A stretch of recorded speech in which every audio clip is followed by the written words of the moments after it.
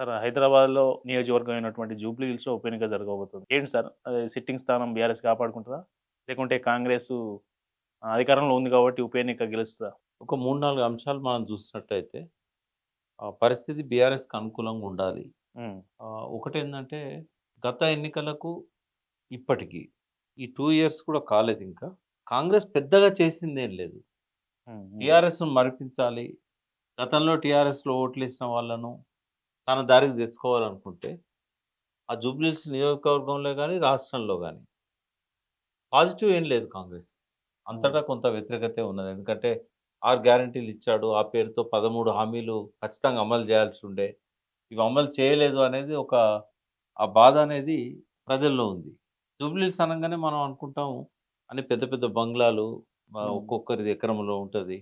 వాళ్ళెవరు పోలింగ్ బూత్‌కొచ్చి ఓట్లేసేవాళ్ళు కాదు. నాకు తెలిసినంత వరకు అసలు ఆ రోజు చాలామంది ఉండను కూడా ఉండరు. వాళ్ళ వాళ్ళ పనుల మీద ఎక్కడనో హ్మ్. కార్పొరేట్ ఆఫీసులలోనో, విదేశాలలోనో ఎక్కడనో ఉంటారు.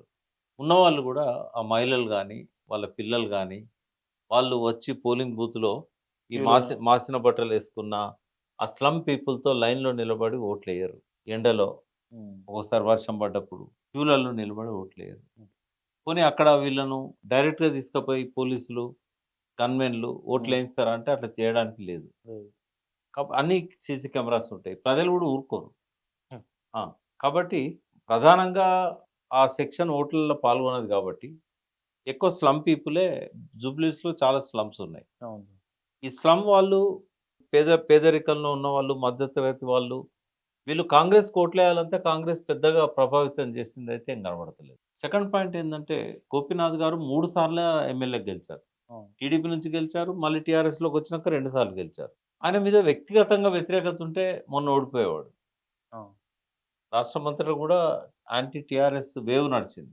ఇక్కడ హైదరాబాద్‌లో కొంత ప్రో టీఆర్ఎస్ జరిగింది. ఎందుకు అంటే సిటీలో కొంత డెవలప్‌మెంట్ ఇవన్నీ కనపడ్డాయి. అన్నిటికంటే ఎక్కువగా ఆ స్లమ్ పీపుల్‌కు, పేదవాళ్ళకు పథకాలు చక్కగా అందినాయి. హ్మ్. కాబట్టి గోపీనాథ్ పట్ల ఆ సానుభూతి కనబడ్డది. మనం వేరే ఎన్నికతోని దీన్ని కంపేర్ చేయలేం. కంటోన్మెంట్ ఎన్నికతోని. ఎందుకంటే కంటోన్మెంట్‌లో ఏమైంది? బీజేపీ, కాంగ్రెస్ ఒకటైంది. ఎట్లా ఒకటైందంటే చాలా సంవత్సరాల నుంచి, దశాబ్దాల నుంచి బీజేపీలో ఉన్న లీడరు రేపు నామినేషన్ అనంగా వచ్చి కాంగ్రెస్ బీఫార్మ్ మీద ఏసాడు.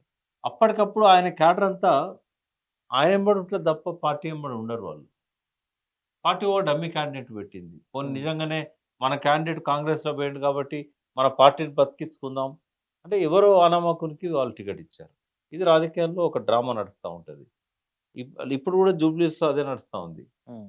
టీఆర్ఎస్ ఏమో చాలా అడ్వాన్స్‌గా 2 నెలల ముందు 2, 3 నెలల ముందే గోపీనాథ్ వైఫ్‌కు టికెట్ ఇస్తామని చెప్పారు. వాళ్ళు చెప్పడమే కాదు ఏరియా వైస్‌గా ఇన్‌చార్జీలనేసి ప్రచారం మొదలుపెట్టారు. కాంగ్రెస్ నిన్న మొన్న డిక్లేర్ చేసింది. బీజేపీ ఇంకా డిక్లేర్ చేయలేదు. బీజేపీ గాని, మజ్లిస్ గాని హ్మ్.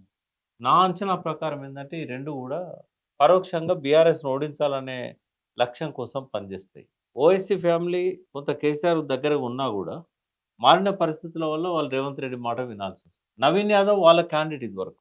అవును. మజ్లిస్ నుంచి 40,000 ఓట్లు తెచ్చుకున్న వ్యక్తి. శ్రీశైలం యాదవ్‌కు ఓవైసీ కుటుంబానికి గూడా మంచి సంబంధాలుంటాయి. శ్రీశైలం యాదవ్‌కు రేవంత్ నగర్ యూసుఫ్ గూడా ఆ ప్రాంతం అంతా గూడా మంచి పేరుంది. కాబట్టి ఎట్టి పరిస్థితుల్లో కాంగ్రెస్‌ని గెలిపియాలనే దాంతోని బీజేపీని కొంత సయోధ్య చేసుకునే అవకాశం ఉంది కాంగ్రెస్. ఇప్పుడు బీఆర్ఎస్ అభ్యర్థిని ఓడించడం ద్వారా బీజేపీకి అంటే బీజేపీకి ఏం లాభం జరుగుతుంది? పోయినసారి గూడా అదే గదా! ఇప్పుడు హ్మ్. కేసీఆర్ ఓటమికి 10, 15 ముఖ్య కారణాలున్నా గూడా, హ్మ్. మొదటి కారణం ఏందంటే, మోడీ గారు ఎప్పుడైతే బా బీజేపీ అధికారంలోకి రాదు అని అనుకున్నాడో, టీఆర్ఎస్ రాకుండా ఎట్లా ఆపాలి? ఫిజికల్‌గా రేవంత్ రెడ్డితోని ఆయనకి ఎటువంటి అండర్‌స్టాండింగ్ గాని, కూర్చొని మాట్లాడుకోవడం గాని లేదు. సోనియా గాంధీతో గూడా వాళ్ళేం మాట్లాడుకోలే. కానీ కేసీఆర్‌ని రానీయకుండా ఉండాలంటే, ట్రయాంగిల్ పోటీ ఉండకూడదనుకున్నాడు మోడీ. ఆయనొచ్చి సర్వే చేసిన టీమ్‌తో మాట్లాడాడిక్కడ. మాట్లాడితే వాళ్ళు చెప్పిందేంది 35 స్థానాల్లో పోటీ ఇయ్యగలుగుతామని చెప్పారు. 35 స్థానాల్లో పోటీ ఇస్తే 60 సీట్లకు పైన పోటీ ఉండదు గదా! వన్ సైడ్ ఉంటది. అవును. అందుకని ఏం చేశాడంటే ముఖాముఖి పోటీ ఉండేటట్టయితే గనక ఈ బీజేపీ ఓట్లను చీల్చకపోతే గనక యాంటీ ఇన్‌కంబెంట్స్ అంతా కాంగ్రెస్‌కి అనుకూలంగా మారుతుంది. గత 10, 15 ఏళ్లుగా రాజకీయాల్లో ఏం జరుగుతుందంటే మంచి పనులు చేసి ఓట్లాడడం గాదు. ఓట్లను చీల్చి గెలవాలనే పద్ధతి మొదలైంది. రాజశేఖర్ రెడ్డి సెకండ్ టర్మ్ గెలిచినప్పటి నుంచి గూడా హ్మ్. ఇంకా వెనకెళ్ళినట్టయితే 99లో చంద్రబాబు నాయుడు రెండోసారి గెలిచినప్పటి నుంచి కూడా ట్రయాంగిల్ కంటెస్ట్ ఉంటే గనుక గెలవడం కష్టమవుతుంది. ముఖాముఖి పోటీ ఉంటే గెలవాలనేది అపోజిషన్ వాళ్ళు అనుకుంటారు. అధికారంలో ఉన్న వాళ్ళు ఏమనుకుంటారు? యాంటీ ఇన్కంబెన్సీ చీలాలి. కాబట్టి పార్టీ లేకపోయినా అప్పుడు ఆ రోజుల్లో ఆయన లోక్ సత్తాని ఎంకరేజ్ చేశాడు. మొన్న ఈయన చిరంజీవిని, దేవేందర్ గౌడ్‌ని ఎంకరేజ్ చేశాడు. మహాకూటమి ఉన్నా కూడా 116 స్థానాలలో చిరంజీవి ఇన్‌ఫ్లుయెన్స్ వల్ల, దేవేందర్ గౌడ్ ఆయనతో కలవడం వల్ల తెలంగాణ ఓట్లు చీలినాయి. యాంటీ రాజశేఖర రెడ్డి ఓట్లు కూడా చీలినాయి. చీలేసరికి రాజశేఖర రెడ్డి ట్రయాంగిల్ ఫైట్‌లో బయటపడ్డాడు. లేకపోతే 116 స్థానాలలో ఓటమికి చిరంజీవి కారణమయ్యాడు. మహాకూటమి ఓటమి. మోడీ కూడా పోటీ పెడితే 35 స్థానాల్లో గనుక ట్రయాంగిల్ కంటెస్ట్ ఉంటే కేసీఆర్ వస్తాడు. రావద్దంటే ఏం చేయాలి? పోటీ లేకుండా వెనుకకు తగ్గాలి. 15 స్థానాలకు పరిమితమైండు ఆయన. అందులో 8 గెలిచారు. ప్రచార సరళి చూసినా అట్లే కనబడుతుంది. గట్టి క్యాండిడేట్లను పెట్టిన సీట్లు ఎన్ని ఉన్నాయని చూసినా కూడా 15 కంటే ఎక్కువ లేవు. అమిత్ షా, మోడీ తిరిగి కూడా 15 కంటే ఎక్కువ తిరగలేదు. ఇదంతా కూడా రాజకీయాలలో కుట్రలు ఉంటాయి. జూబ్లీస్లో కూడా మళ్ళొకసారి ఆ కుట్ర జరగబోతున్నది. మజ్లిస్ కాంగ్రెస్‌ను సపోర్ట్ చేసినప్పుడు బీజేపీ పరోక్షంగా కూడా చేయకూడదు. కానీ ఇప్పటివరకు క్యాండిడేట్ పెట్టలేదు. రేపో ఎల్లుండో క్యాండిడేట్ డిక్లేర్ చేసినా కూడా ఒక బలహీనమైన క్యాండిడేట్‌ను వాళ్ళు పెడతారు. పెట్టడంతోని టీఆర్ఎస్‌కు వ్యతిరేకమైన ఓటంతా కూడా బీజేపీ పడాల్సింది కూడా కాంగ్రెస్‌కే పోతుంది.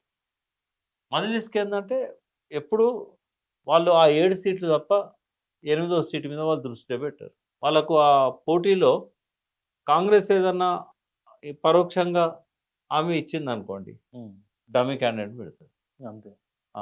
గోపీనాథ్ గారికి ముస్లింలలో కూడా మంచి ఫాలోయింగ్ ఉంది. ఆ బస్తీలలో ఉన్న ముస్లిమ్స్ కూడా ఆయనతో బాగుండేవాళ్ళు.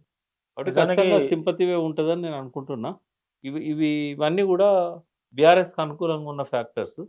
క్యాండిడేట్ మాత్రం డెఫినెట్గా కాంగ్రెస్కి అసెట్. ఎందుకంటే అజరుద్దీన్కో లేకుంటే ఇంకో క్యాండిడేట్కో ఇచ్చుంటే ఇంత పోటీ ఉండేది కాదు. ఇప్పుడు నవీన్ యాదవ్‌కు బాగా ఫాలోయింగ్ ఉంది. ఫాలోయింగ్ ఉంది. యాదవ్‌లలో కొంత ఉన్నా కూడా అంజన్ కుమార్ కొంత అసంతృప్తితో ఉన్నాడు కాబట్టి ఆయన వర్గం కూడా ఉంటది. బట్ చూడాలి. ఎందుకంటే రామ్మోహన్ కూడా ట్రై చేసిండు. రామ్మోహన్ వైఫ్ కూడా యాదవే. మరి కుల ప్రాతిపదికక బీసీల ఓట్లన్నీ కూడా నవీన్ యాదవ్ పడతాయని అయితే అనుకోలేము మనం. ఆ చైతన్యం ఇంకా బీసీలలో రాలేదు. మనోడు నిలబడ్డాడు. మన రాజకీయ పార్టీలు ఎట్లున్నా ఆయనను సమర్థిద్దాం, గెలిపిద్దాం అనే చైతన్యం అయితే రాలేదు. బికాజ్ ఏందంటే నవీన్ యాదవ్ అనేవాడు గతంలో నిలబడ్డాడు. బట్ శ్రీశైలం యాదవ్ కొడుకుగా ఆయనకు కొంత గుర్తింపు కానీ రామేంద్ర నగర్ ఈ మున్సిపల్ లిమిట్స్‌లో అంటే ward division Ramendra Nagar division కానీ యూసుఫ్గూడ డివిజన్ కానీ ఆడ వాళ్ళ ముద్ర ఉంటుంది కొంత. వాళ్ళు చేసిన పనులు కావచ్చు. ప్లస్ ఉంటుంది, మైనస్ ఉంటుంది.